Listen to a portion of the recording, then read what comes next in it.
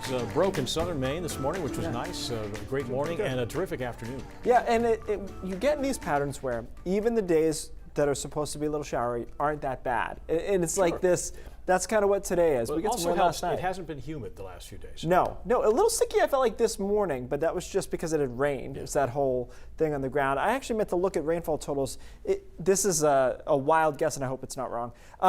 It felt like a quarter to a half inch of rain just looking at what was on the ground, so I'll take a look at that and get back to you on it. But either way, rain came through overnight. Now it's pretty much out of here, and we're drying out. It's just degrees of cloud cover. Still clouds over down East Maine, and some clouds into the mountains. We're doing really well, though, especially along the coastline, southern coastal Maine, where we've seen a lot of sun, and that's pushed temperatures up very quickly. And again, as we just talked about, a little humidity in the air now because of the moisture on the ground evaporating up into the atmosphere. We're at 78 in Portland, doing pretty well, 80 in Portsmouth, 75 in Wiscasset. Temperatures you can see clearly driven by sunshine or no sunshine. Areas that are seeing more clouds are stuck in the 60s and low 70s. Areas with sun, upper 70s, and they're on their way to 80.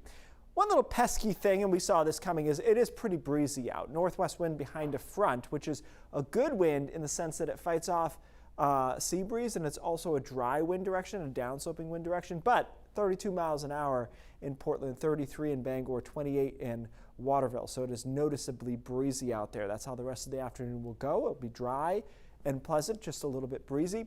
Tonight, temperatures drop down into the 60s, briefly into the 50s by early tomorrow morning. Tomorrow looks good, though. It's largely sunny. A couple of cumulus clouds, fair weather clouds popping up in the afternoon. We end up in the mid-70s, a couple of upper 70s out there as well, especially away from the coastline. And even Friday is looking up a bit. We still have a shower chance, but it doesn't look like it's going to be rainy all day. In fact, the first half of Friday could be pretty good with some sun, and then some showers come through here Friday afternoon, maybe some rumbles of thunder. Looks like the best chance of showers will be into the coastline, into down east and northern Maine.